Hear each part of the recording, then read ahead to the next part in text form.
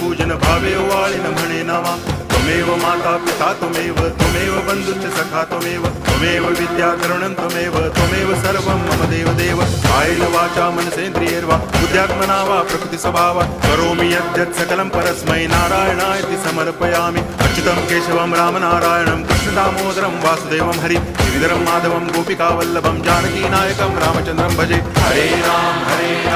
Ram Ram